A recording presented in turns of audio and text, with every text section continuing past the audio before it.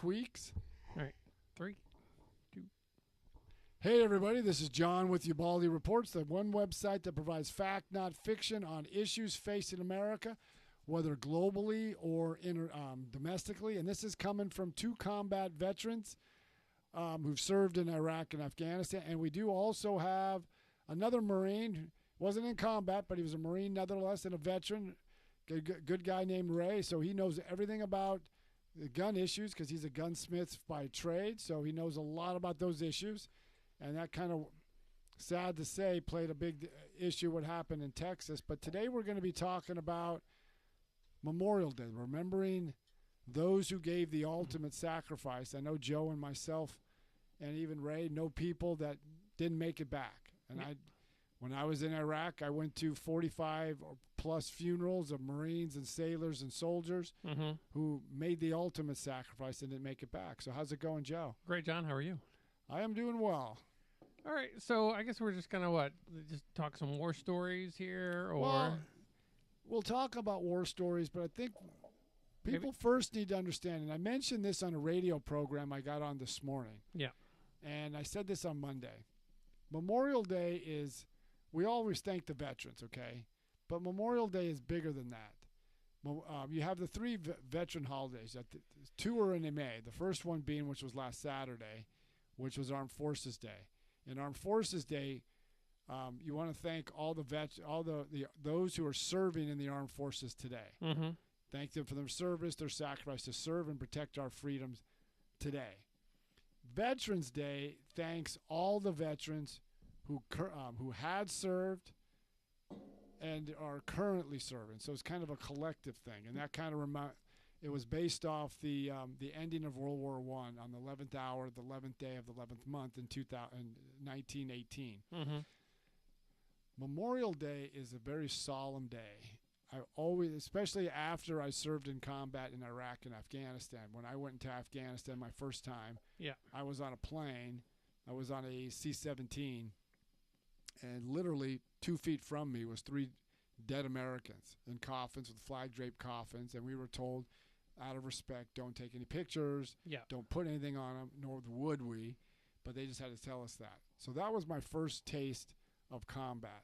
So it's not the 50% off sales over no, at... it's not the 50% off sale at the at Macy's. But, I mean, happy Memorial Day, John. Yeah, but people need to understand that really hit home to me. I always remembered it because my dad used to tell me these things when I was a kid. But prior to my service in Afghanistan and Iraq, that's when I really got to hear or really understood what Memorial Day was. Those 3 bodies are someone's son. Yeah. I mean, at the time it wasn't any female. I knew that because it was from a plane crash that happened in Afghanistan. So those were somebody's brother, there was somebody's son, or somebody's father. Some child is not going to have a father anymore because their father died. Then when I went to Iraq in 2005, I went to well over 45 different funerals, and I kept the funeral announcement, I guess you call it, or the program for those funerals. Some were as many as 6 in one day. Some were as young as 18. Some had children, young children at that, because war is a young man's game. So I think back to that child who's not going to have their father come home, or their daughter, or a young girl is not going to have their dad's going to walk her down the aisle or be there when she goes to her first dance. Yeah. Or a wife is not going to have that eternal companion for the rest of her life because he died in combat. And we need to understand this isn't a sale at the auto dealership or the supermarkets, or this is the first kickoff for the barbecue. I think everybody needs to understand those white crosses mean something. We were given freedom for a reason, but freedom has a cost. Well, yeah, usually people associate Memorial Day with kicking off the summer. Exactly. And they should be looking at it a little bit differently, especially now just coming out of a 20-year war. Exactly. And that's the other thing is we've come out of 20 years of war, and the to the lesser degree the Gulf War, but the wars in Iraq and Afghanistan, the war on terror, was pretty much isolated for most Americans' thought process. I mean, okay, we go to the airport, you got to take your shoes off. We're inconvenienced a little bit, but the vast majority of Americans never sacrificed during that period, unless you served the country or unless you joined the military, whether active or reserves, then you were impacted by it. So this was really the first long-term war the United States has been in where majority of America was immune from the sacrifices for that war. And I just want people to understand that we have our problems in this country, and I'm not going to gloss over them. We have racism out there. We have homelessness. We have economic despair, which we're going on now. But if you look around the world, tell me what country's better. I mean, I don't see, okay, we may criticize, and we have said this, about people streaming across the southern border by the hundreds of thousands. Does anybody see people streaming across the border into China? Does anybody see people streaming across the border into Russia or into Europe? But they always want to come here. Every problem around the world, people would kill to come here. And I hate to use that term in a harsh term, but I remember the interpreters when I was in Iraq, they wanted us to sign letters so they have the ability to come to America. Yeah. So we may have our problems, but we are far better, the best country the world has ever seen and probably will ever see. And most Americans need to understand that. And we haven't really sacrificed as a nation, I would say, since the end of World War II. So, question for Ray would be: what do you do on Memorial Day? I think we all have our own thing that we do. I agree. But what do you do on Memorial Day? I pretty much, when I get up, I would throw something on social media as a remembrance to the 6 guys I know, and then honestly, I try to go through the day how we would spend our time. You know, what would we do on a weekend or something, and have a beer, burger, stuff like that. Okay. But first thing would be, to always throw something out that would be in a remembrance to them before I continued my day. Yeah. Now, what do you do, Joe? Because you were over in Iraq. And I know you know somebody that was. No, I mean a lot of people, and it's just kind of maybe like a time to reflect, but also, almost being in that situation myself. I was just kind of, it's a good time to kind of like enjoy the time you have with your family members and stuff like that. I'm not really much of a poster. I don't really post a lot of things. It just seems, I guess, would be, in my view, like cliche, just putting Happy Memorial Day, because like that's what Facebook just looks like, especially when majority of your friends on Facebook or military and veterans. That's like what the Marine Corps ball is on the 10th. And you get inundated by Marine stuff, and they said wait till tomorrow when it's Veterans Day. So, but I think we spend some time with friends, family, maybe a burger or stuff like that. Maybe even go to the beach or hang out by the pool. Yeah, I mean, I think we all do the same. I don't think it's supposed to be solemn, but it's just kind of like maybe yeah. enjoy the things that you have because of those people that sacrifice. I would agree with that. I just think people need to understand we get to do the things we get to do. Yeah. Because those military personnel gave the ultimate sacrifice because we get to do that. Now, the job I currently hold now, I don't work at Chick-fil-A anymore, which is a good thing. Because now I can do a little more time on the business, but I work at another job. It's in a retail sector, dealing with stuff with equipment for law enforcement and civilians and things. But there was a gentleman that came in. His uncle was 94 years old at the time. This is a couple of years ago. His uncle passed on, but his uncle had a bucket list, and one of the things on his bucket list is he wanted to go back to France and walk the beaches of Omaha Beach because he served in the first wave at Omaha Beach. Now, that is crazy. Now, he had to go in a wheelchair at some point because it's hard to get up the hill because obviously when you're 94, it's a little difficult to come up the hill. You're not running with a rifle anymore. Yeah. But I was just taken aback and thinking, because I love history, to understand what it was like to, or couldn't imagine what it was like to run the beaches of Omaha. Now, early in my military career, I was stationed on Guam, which was the site of one of the horrific battles of World War II when we took back American territory. So I was all over that island, and I just shudder to think, what was it like being an 18-year-old Marine landing on Guam,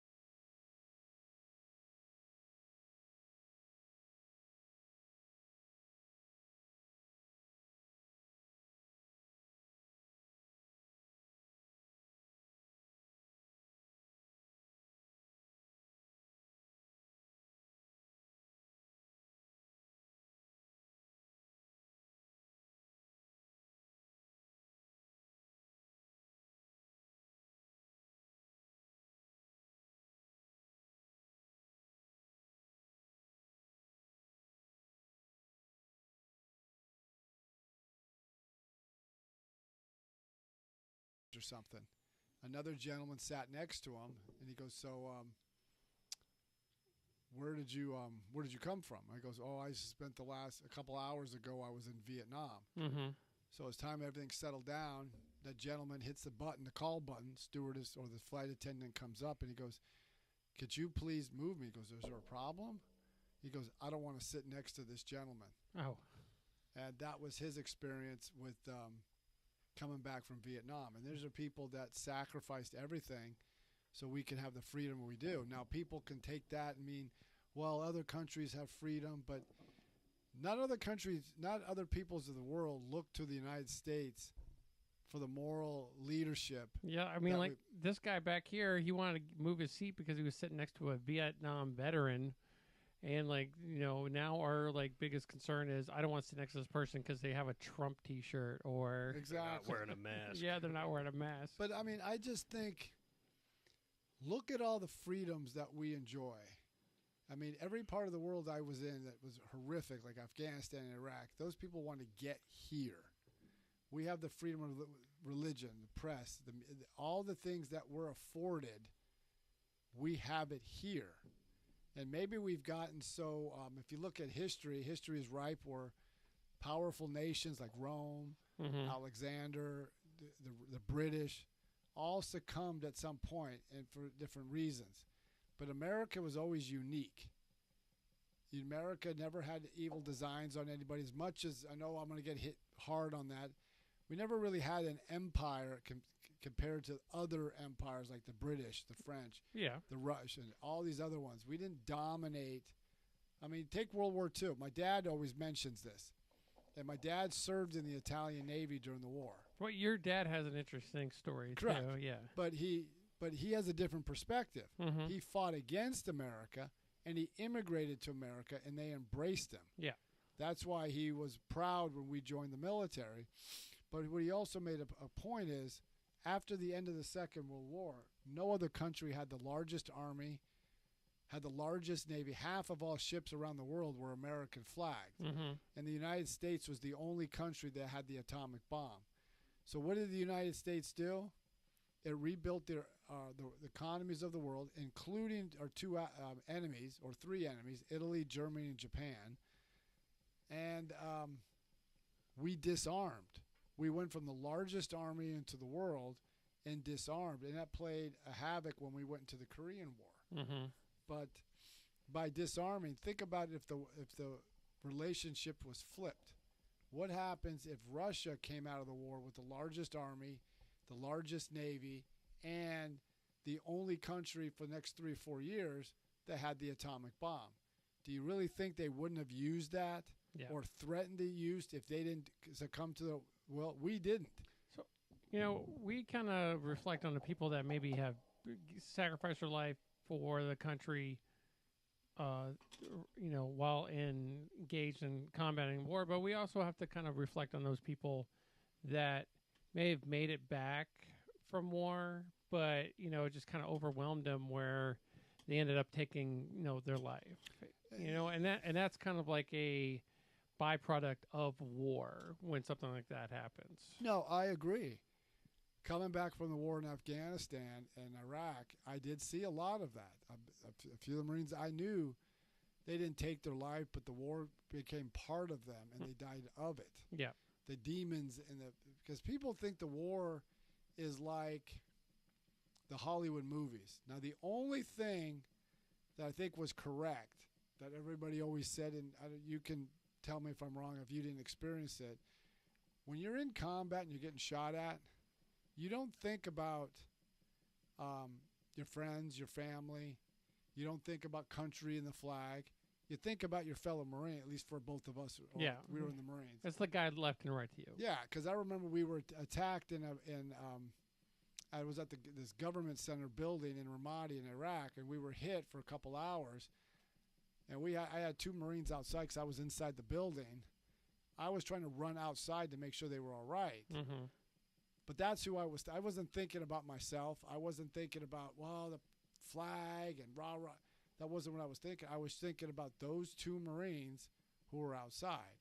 So that was the one thing, when they say that, you think about your buddies to the left and the right, more so than you think about yourself, than you don't think about your country at that point. Well, yeah, it was kind of like the same rolling up in a situation in Iraq where the building was on fire. There were smoke bellowing out of it. It's probably mixed with some kind of chemical ether where it was just almost impossible to breathe.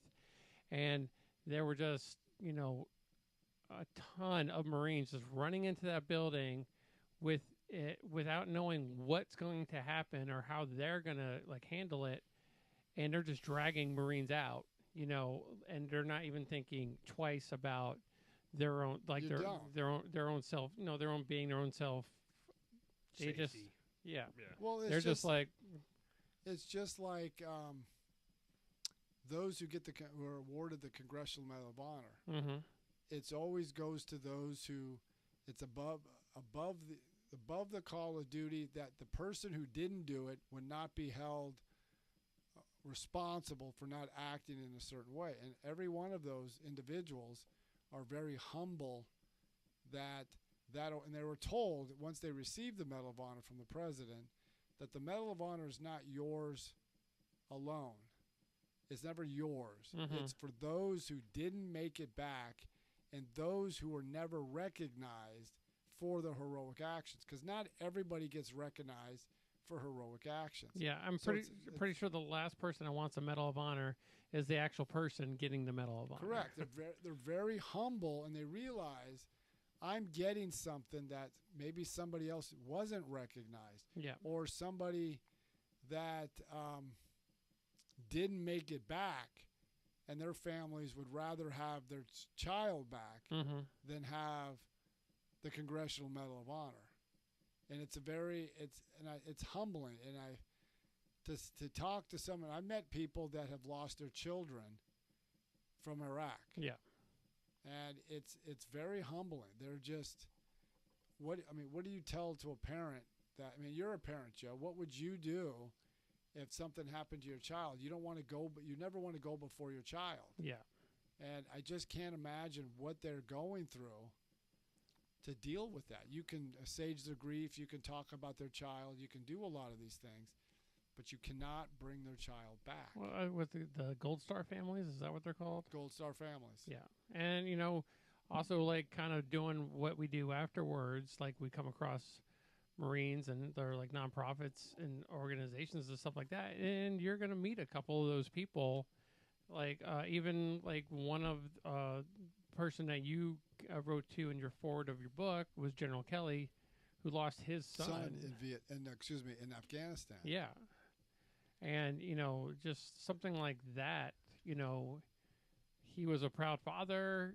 He was a Marine. His son was a Marine, and you know that ensued. And God only knows what he's going through. Yeah, I mean, because you want to be there for your children's success. You want to be there for your children's failures. You also want to be there when your children start families of their own. Yeah. And now, and I can't remember if General Kelly, and just so everybody, our listeners know, General Kelly was the chief of staff for President Trump. So the things that he went through for the loss of a child. And I read his speech that he gave, and it was very powerful. If you get a chance, I think it was he spoke at the Semper Fi Club. I think it was in 2010, 2011, and it was very poignant about the sacrifice of his son and the sacrifice of hundreds of others or thousands of others. I think we lost about 6,000 through both wars in Iraq and Afghanistan. And Memorial Day also isn't the time to score political points, whether you agreed with the war or not. It's to reflect on the sacrifice of these brave men and women. Mm-hmm. And I want to add in, women did die. They died in Vietnam. They died in all our wars. But, I mean, we don't want to trivialize their sacrifice. They did a lot of sacrifices. I was in Iraq when I think a group of female Marines were killed in Fallujah by a car bomb. Or, no, not a car bomb, a VBID, which is a vehicle-borne explosive device. Mm-hmm. So we can't minimize their sacrifice. They're veterans. For me, they're Marines just like anybody else. And we should commemorate their losses. And what's it like for a father to lose a daughter in combat? Yeah. Or a mother to lose her daughter in combat? Well, same even goes for the women who didn't even serve, but their husbands served, and they had to, all of a sudden raise a family without a husband as well. So I mean, correct. Especially World War II when a bunch of men went on the draft and they stayed home in the kitchen, and they had to raise the families up, and they didn't know if the father or husband was getting home. So I mean, yeah, that's a service in and of itself as well. Well, but it's not a military service. No, but it is, and I know many families, especially in my church, because my church is located next to MacDill Air Force Base, and one of the members of my congregation is full bird colonel in the Army. He's a Green Beret, serves out one of the special operations commands on the base, and he has 4 daughters. And he told me many times he's missed holidays, birthdays, everything, and he's spent many months in multiple deployments to Iraq, Afghanistan, and he served some serious combat time. But I look at the sacrifice that you mentioned in World War II. Mm-hmm. The woman who stayed back because her husbands went overseas. Well, back in World War II, you only waited for the mail to come. Mm-hmm. When I went to Iraq and Afghanistan in 2002, there was mail, but there was also email. Then when I went to Iraq, you had email. The communications were getting better. They had phone centers, so you can communicate in almost real time to your family members back home. Then when I went to Afghanistan in 2012, 10 years later, then they had Skype, so I was Skyping with family and friends. And now with all the communication devices, so you're in real time. You can do video through Zoom, or you can do it through Skype, or whatever you do. But I would think it might be even harder because you're seeing your loved one right away, and then you got to turn it off. Mm-hmm. So you go through those pains all over again. But I just want people to know when you have this upcoming holiday to really remember and take a reflection back. You can still enjoy the holiday. You can have that barbecue. You can have that hamburger. You can go to the pool party. But take a time to, if you have children, time to remind them what this holiday is all about.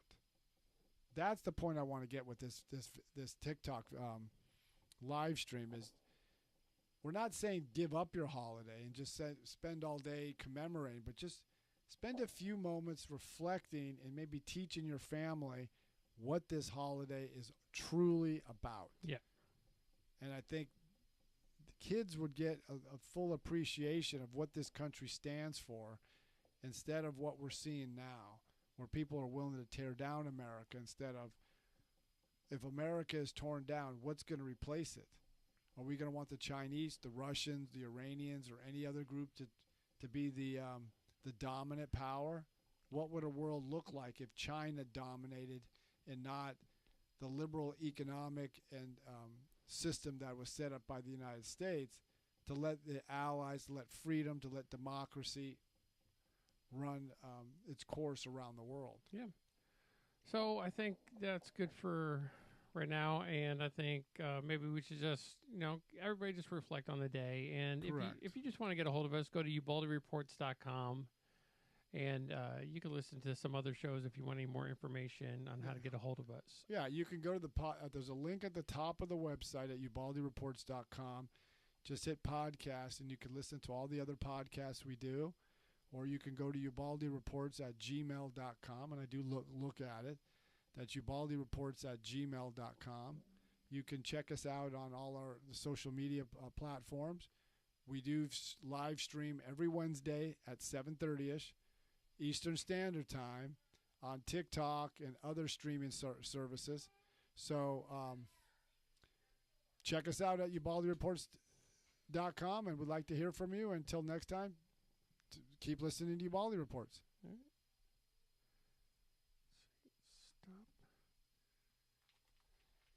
Stop. All right. Stretch it out. 222 total views. No new followers. Communists. Now we'll set it back up and do, what are we going to talk about? Texas. That's the most current thing that everybody's talking about. Yeah, it'll be out tomorrow, too. Jimmy will have it out tomorrow. Let's do that. Texas and something, I don't know, you were talking about how I was right about something? I don't know. Oh, that was the economy. Yeah. So, let me see. So what do we want to do? Texas shooting and economy? Texas shooting and the economy. Did you see the TikTok I sent you? What's that? I'll show it to you later. One of them got erased, or didn't. Oh, plenty of them probably get erased. Yeah. Once you, just say, I guess Texas shooting. I'm just leaving it Texas shooting. Yeah, I think that would just be up topic. Should we open up with like a moment of silence? I don't know. We really never did that. No. Let's just go right into it. And yeah. Now this is where. No, I'm serious. This is where you can come in and talk about. So when we talk about when I talk about, I'll tell you something about the president. He talks about gun control. We'll talk about how they really want to go into that.